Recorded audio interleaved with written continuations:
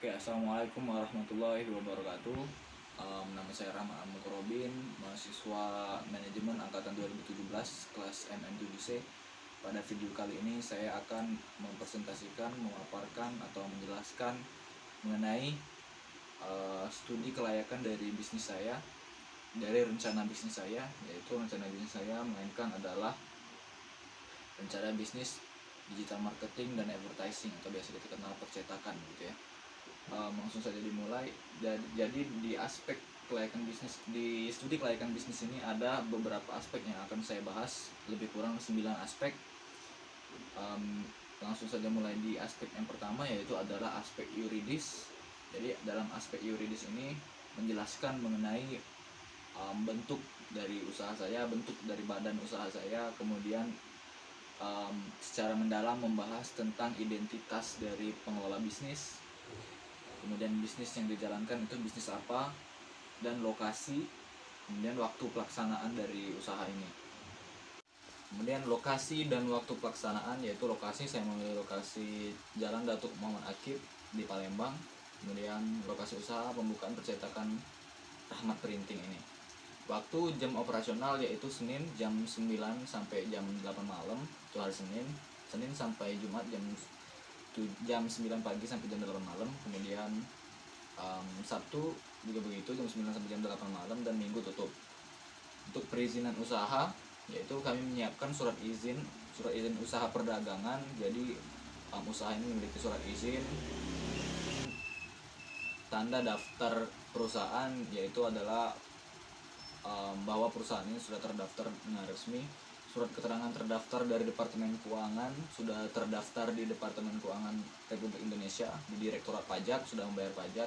Kemudian memiliki nomor pokok wajib pajak atau NPWP. Mengenai dukungan pemerintah dan masyarakat, dengan adanya dukungan pemerintah berupa dana bantuan, biasanya kami mengikuti program-program yang telah dibuat oleh pemerintah. Kemudian terlebih lagi dengan dikerahkannya tenaga handal dan teliti dalam memberikan arahan dan pembinaan. Kemudian yang kedua yaitu adalah aspek teknis dan teknologi. Jadi di sini lebih membahas mengenai hal teknis dari usaha rencana bisnis ini. Yang pertama yaitu kita membahas kebutuhan lahan.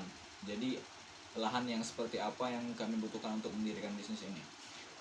Yang dibutuhkan adalah luas bangunan yaitu 120 meter persegi. Kemudian untuk biaya pembangunan ruko itu 2 juta per meter persegi. Jadi total bangun ruko 2 lantai itu sekitar 240 juta. Kemudian ruko yang dibangun hanya 1 lantai, maka luas bangunan 120 meter persegi apabila 1 lantai. Kemudian peralatan dan mesin produksi. Jadi mesin atau peralatan yang dibutuhkan di usaha ini, yang pertama adalah mesin simming. Jadi mesin simming ini berfungsi untuk merekatkan atau menyambungkan banner, kemudian ring mata ayam untuk membolongi atau membuat bolongan di setiap ujung banner. Itu biasanya untuk diikat pakai tali atau kawat supaya mengait dari banner itu. Kemudian AC untuk tempat kantor, terus stabilizer, kemudian UPS ini masih berhubungan dengan kelistrikan. Kemudian komputer untuk desain serta software desainnya sendiri. Lebih kurang itu peralatan yang dibutuhkan. Kemudian bicara mengenai bahan. Jadi bahan yang diperlukan yaitu yang pertama media digital printing. Media itu adalah media wallpaper. Bahannya biasa dikenal dengan flexi, stiker juga, cloth, one way vision, mica. Kemudian media cutting, jadi ada alat untuk cut stiker apabila orang mau cetak stiker, itu ada gunting khususnya. Dan media banner, biasanya banner ada beberapa tipe, ada X banner, ada roll banner, seperti itu. Untuk proses pengadaan dari bahan-bahan itu, pengadaan barang dipesan dan dibeli dari agen yang sudah kami kenal, yang sudah langganan, dengan cara pesan berpartai besar. Jadi pesannya secara berjangka waktu dengan pesanan yang besar. Untuk menjelaskan tentang proses produksi, ada dibagi menjadi 3, yaitu pracetak, cetak, dan finishing. Jadi pracetak itu dimana persiapan bahan, kemudian setting komputer, desain, kemudian untuk cetak yaitu ada proses cetak, plat cetak, dicetak semuanya mulai dari stiker atau banner itu dicetak dari bahan tadi, kemudian finishing yaitu proses potong, biasanya proses potong mulai itu potong banner atau potong stiker. Kemudian selanjutnya yaitu mengenai layout dari baik bisnis ini, yaitu kami mulai tadi kan rukonya ruko satu lantai itu yang dipakai, yaitu mulai dari pintu masuk. Setelah pintu masuk langsung masuk itu ada 4 PC editor, jadi ada 2 di kiri dan 2 di kanan PC dari editor itu sendiri. Kemudian di ujung ada customer service yang melayani. Kemudian di bagian belakang adalah bagian yang mengelola, bagian yang dimana proses produksi itu terjadi. Seperti itu kurang lebih untuk layoutnya. Kemudian yang ketiga yaitu aspek analisis pasar, dimana kami menganalisis bagaimana sih pasar yang akan tercipta di bisnis ini, mulai dari segmentasi pasar, kemudian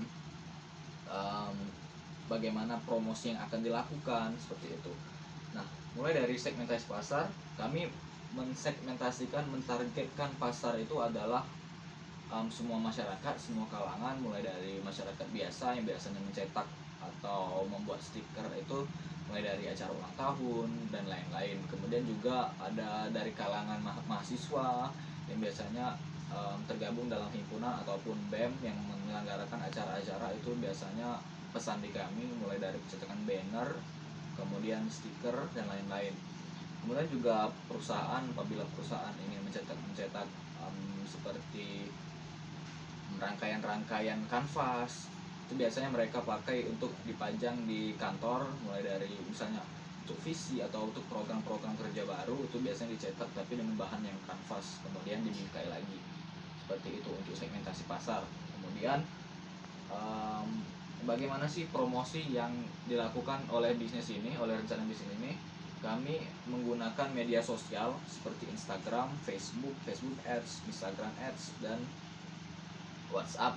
Kemudian kami juga mengandalkan jadi kualitas yang telah kami bentuk dan kami pegang erat ini akan menciptakan suatu hal yang kami percayai, yaitu word of mouth, dari mana hal itu adalah konsumen yang bercerita ke konsumen yang lainnya, merekomendasikan ke calon konsumen lain, atau biasa dikenal word of mouth, seperti itu.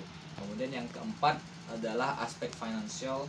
Kemudian aspek finansial ini membahas tentang kebutuhan modal, kemudian membahas tentang analisis dari laba rugi yang telah kami rencanakan, telah kami buat, mengenai target modal berapa, kemudian laporan laba ruginya seperti apa. Mulai dari kebutuhan modal, yaitu kurang lebih mesin pemotong kertas itu seharga 5 juta, untuk mesin laminating itu sekitar 2 juta, tinta mesin cetak itu dalam per periode tertentu itu 1,5 juta, kemudian kertas yang beragam jenis mulai dari AVS dan lain-lain itu adalah 5 juta.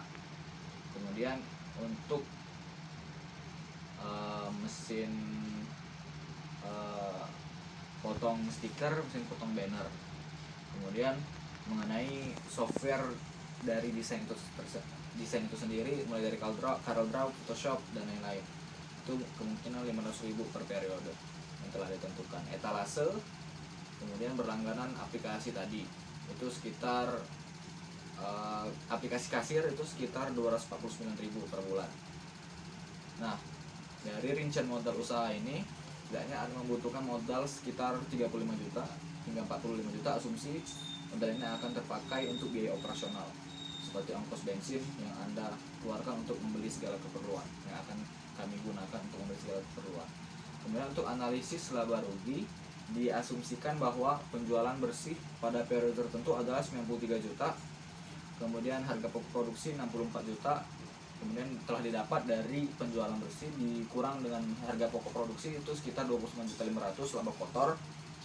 Kemudian dikurang dengan beban usaha, yaitu beban penjualan dan beban administrasi dan umum, itu sekitar 11.450.000. Jadi kemudian laba usaha adalah 18.050.000. Nah, kemudian laba usaha ini akan dikurang pendapatan bunga, akan dikurang dengan pajak, jadi sekitar 14.150.000. Yang kelima yaitu adalah aspek organisasional.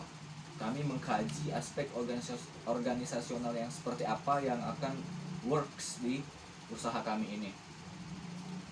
Yang pertama, penanggung jawab, yaitu saya sendiri sebagai founder dari usaha ini.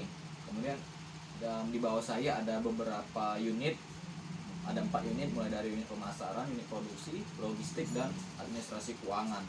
Kemudian di bawah unit produksi itu ada proses finishing, cetak dan pracetak. Jadi ada karyawan yang di bawah unit produksi itu lebih banyak memang. Kemudian itu saja untuk aspek organisasional. Kemudian yang keenam adalah aspek persaingan. Seperti apa sih persaingan yang akan dihadapi oleh usaha ini? Untuk internal, mungkin pendekatan value chain, aktivitas utama berkaitan dengan penciptaan fisik produksi. Oke, dalam aspek persaingan internal, yaitu biasanya terjadi persaingan yang akan tercipta dari internal perusahaan, itu biasanya dari aktivitas utama, yaitu yang berkaitan dengan produksi, berkaitan dengan produk, penjualan, dan pengiriman. Nah, dari hal-hal itu akan menciptakan suatu kelemahan yang akan menjadi yang akan membuka persaingan baru bagi usaha kami. Kemudian untuk aspek persaingan dari eksternal, yaitu persaingan yang muncul oleh pesaing luar, mulai dari cetakan lain, perusahaan-perusahaan, terutama percetakan yang kecil, ada perusahaan-perusahaan besar yang telah dikenal oleh masyarakat, biasanya seperti itu. Perusahaan-perusahaan tersebut mempunyai pangsa pasar yang besar, jadi itu akan menggait target-target pasar kami. Nah, kemudian yang ketujuh yaitu adalah aspek lingkungan, mulai dari lingkungan internal dan lingkungan eksternal. Di sini akan membahas secara lebih mendalam mengenai analisis SWOT gitu ya, analisis strengths, weakness, opportunity, and threat, kelemahan. Lingkungan internal itu adalah lingkungan dalam perusahaan yang perlu diidentifikasi kekuatan. Kemudian kami membagi analisis lingkungan internal, yaitu kami buat menjadi beberapa hal, mulai dari masih terdapat pesaing yang lokasinya tidak strategis, itu menjadi kekuatan kami, yaitu lokasi strategis itu menjadi kekuatan. Dan untuk kelemahan, weakness, harga produk sedikit lebih mahal dibandingkan dengan pesaing terdekat. Nah, harga produk lebih mahal, tapi kami memang menawarkan kualitas pelayanan dan kualitas produk yang bersaing atau di atas rata-rata. Untuk kekuatan, memiliki on time performance yang baik. Jadi apabila sudah ditentukan misal pesan hari Selasa, kemudian sudah selesai dicetak hari Rabu, itu pasti on time. Kemudian untuk kekuatan yang lain, memanfaatkan teknologi informasi dengan adanya website. Jadi kami juga membuka secara online pemesanan, baik dari itu website ataupun email. Atau kelemahannya kurangnya tenaga kerja guna meningkatkan pelayanan. Jadi tenaga kerja kami masih cukup sedikit. Kami mempertahankan kualitas dari sumber daya manusia, jadi agak lebih sulit memang mencari karyawan yang memenuhi kapabilitas. Kemudian untuk lingkungan eksternal, ancaman dari eksternal yaitu pasar dengan tarif tinggi dengan kualitas layanan yang tinggi akan turun. Jadi tarif yang tinggi dan kualitas pelayanan yang akan turun. Kalau tarif barang yang kami beli, misal beli bahan itu tinggi, kemudian itu akan menciptakan harga yang tinggi juga. Itu menjadi ancaman dari kami.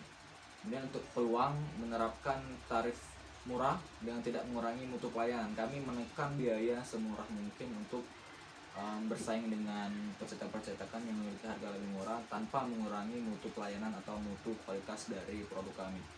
Kemudian untuk ancaman yang selanjutnya, biaya untuk layanan konsumen tuh meningkat.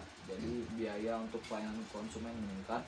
tapi peluangnya memungkinkan memberikan pelayanan yang berbeda dengan yang diberikan oleh pesaing. Memang agak lebih mahal, mulai dari kasir, kemudian pelayanan antrian, itu semuanya menggunakan sistem-sistem komputer yang terpadu. Memang memiliki biaya layanan yang besar, menjadi ancaman kami. Namun hal sebaliknya itu meningkatkan adanya peluang, menciptakan adanya peluang untuk memungkinkan memberikan pelayanan yang berbeda dengan yang diberikan oleh pesaing. Kemudian yang kedelapan adalah aspek ekonomi.